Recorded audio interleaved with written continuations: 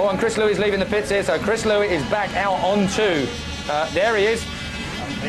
That's Peter Carlson. You're right. Thank you very much for that, Gary Havelock. But Chris Louis has definitely left the pits and he's back on track. Yeah. Spare bike. I have to say, we need to speak a little bit about Thomas Gollob, of course, not being here. No pole in the meeting. No, that is the first time I can remember. No pole in a World Championship meeting. Well, they're so fanatical about Speedway and producing so many world-class riders. It is very unusual for a pole not to be in. Like a day of mourning in Poland today. Well, I mean, I should think so as well. He was asleep in the car, apparently, when he got rammed in the side. I mean, that's a fairly rude awakening. Well, quite regularly in Poland. We're going to be cheering now for Chris Louis even louder. He's been in the fence once. Hopefully he can pull this one off. Let's hope he doesn't finish third or fourth, or he'll go out of the Grand Prix here at Coventry. Let's go down to the commentary position then with Peter Collins and Tony Millard. Gate 16 then, Henrik Gustafsson, Peter Carlson and Stefan Dano, the three Swedes, gates 1, 2 and 3. Chris Louis on the outside. And I just wonder, Peter, how nervy they will be this time going into that first bend for the third time. Well, they're probably really nervy, but they're probably pretty sore as well. No doubt Chris Louis and Stefan Dano there, they were down for a long time, and I'm sure that they're both pretty sore and stiffening up. All your joints start to stiffen up when you take a knock like that, but they've got to make a start from the outside. Chris Louis in that position where he's very vulnerable if he doesn't make it, and it could happen again. I have to say, Peter, one of the first people on the site, pushed by Bob Dugard, was Roland Dano, Stefan's brother, who, of course, was paralysed from the waist down in a speedway accident, and he was on the scene ever so pleased to see his young brother fitting well. Yeah, Stefan broke his back in Poland probably about 10 years ago now. Sorry, Roland. Did I say Roland? Yeah, Roland, sorry. Roland's a good mate of mine as well. And he did break his back in Poland about 10 years ago, and I'm sure that he was thinking a lot about his brother Stefan at that moment. Well, as I say, the action goes on, and at the moment there's a lot of messing about going on, because on his way back to pits now, they're certainly moving fast is Peter Carlson, and I just wonder, the referee hasn't put them on 2 minutes yet. There is nobody at the starting gate, and some controversy, I think, going on, PC. Yeah, there's a lot of controversy going on. This certainly the replacement of the safety fence and all the confusion that we've got, but seems to be getting sorted out. Although Chris Louis here, possibly, there's the 2 minutes there. It doesn't seem to be counting down at the moment, so... Well, I understand that Henrik Gustafsson has been excluded, and we need some explanation of that one, because apparently the referee claims to put the 2 minutes on with Henrik Gustafsson facing the wrong way, and Ollie Olsen has become involved again in this, and it looks as if Henrik Gustafsson is going back in. Peter, really, I'm not quite sure what's happened here. It's amazing. Well, you know, it's a bit harsh to exclude anybody from this because of all the confusion, everything that happened, bikes everywhere, carnage, total carnage. I really don't think that anyone is going to be excluded from this race. Well, at the moment, referee Tony Steele there we see, and he's having his say. I know that the riders' representative from Sweden there is involved. Ollie Olsen is involved. There's Colin Pratt, of course, who's the manager here, and I just... really, I didn't see the exclusion light is definitely on, and the referee has decided, come hell or high water, he is excluding Henrik Gustafsson.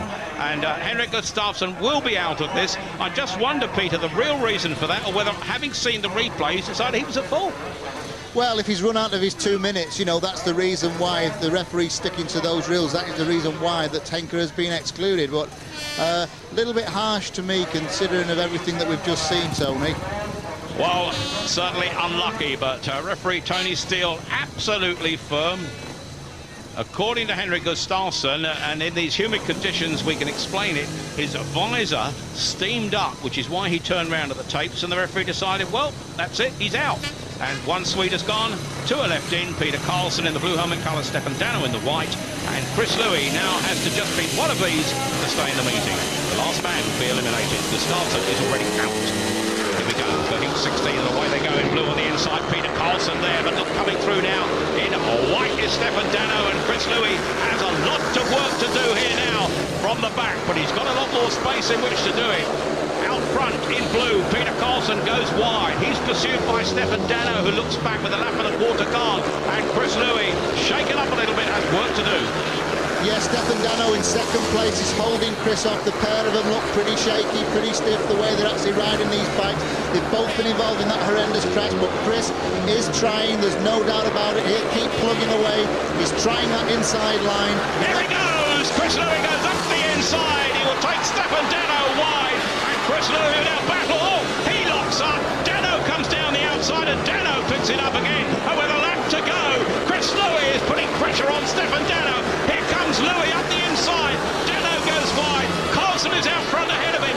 Can Chris Louis do it? Stefan Dano holds it tight. Chris Louis comes through. All on the line. And Chris Louis does it. Just on the line. Chris Louis gets that ahead of Stefan Dano in white. And Chris Louis with the very last turn of the wheel. I'm sure we'll see the photo finish. It's desperately close, but for my money, Chris Louis did what he had to. The last turn of the wheel should have been enough. Stefan Dano will go out and Chris Louis will stay in, assuming the photo finish shows me exactly what I think happened, that Peter Carlson is safely through. Yeah, I would certainly have given that second place there to Chris Louis. It looked very, very close on the line, but he had the speed as they crossed the line, just ahead of Stefan Dano, but it certainly happened on the last turn. Chris was plugging away all the time, but he really felt that he had a good line. He stuck at it for the whole race. This is the start. Peter Carlson on the inside in the blue. He's the one that leads into the first corner. The two guys behind him, Stefan Dano and Chris Louis, look a little bit stiff. There's no doubt Chris Louis really went far too wide on that first turn, but now he's in pursuit of Stefan Dano. Stefan's holding that tight line there ahead of him. Now Chris, we know he likes to ride that inside line, and here we are, the finish. Chris just gets that, on my judgment, by about half a wheel, and that's maybe a quarter of a wheel, Tony. Well, it was desperately close, and our referee Tony Steele would have to adjudicate. Listen to the crowd noise. I think they're fairly happy with the Union Jacks here, but it must have been desperately close, so I know the technology should be able to show us that photo finish in just a moment.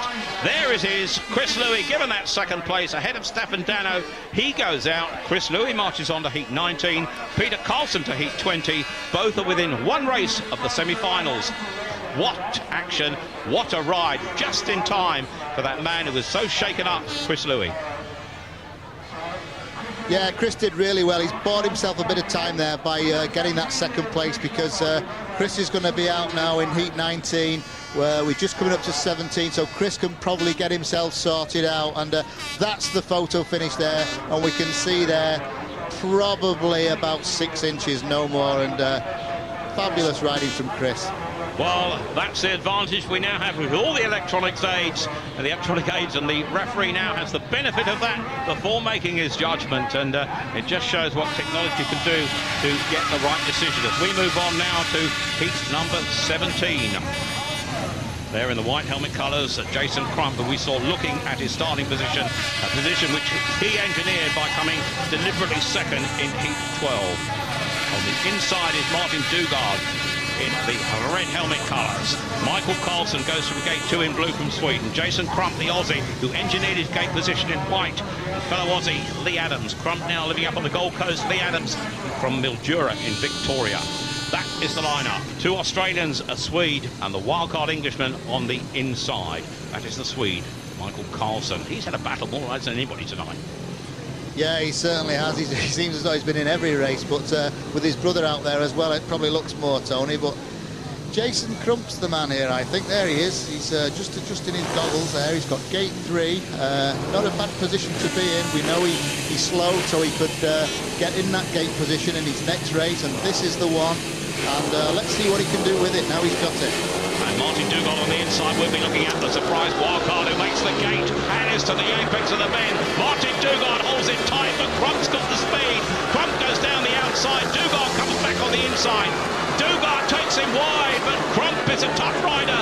Dugard is tough as well, and now Dugard's eased back into third place with Lee Adams coming through into second place. But Martin Dugard will have to pick it up again, and does. Look at Martin Dugard coming up the inside, and Adams is going to have work to do. What a ride that is, but Crump out front is looking absolutely superb. It's a ding-dong battle behind him, because now Crump is in second place and Adams has come through, and now the Aussies can team ride to keep Martin Dugard out of it with a lap and a half to go. Yeah, quietly Lee Adams was just sneaking up there on Jason Crump, and down the back straight there, he looked so quick there, the way he just cruised past Jason Crump. Jason really slipped up. He was quite worried about Martin Dugard's challenge, but that allowed Lee Adams to go by him. That fades now, and Lee Adams in the yellow helmet colours wins this. In second place is Jason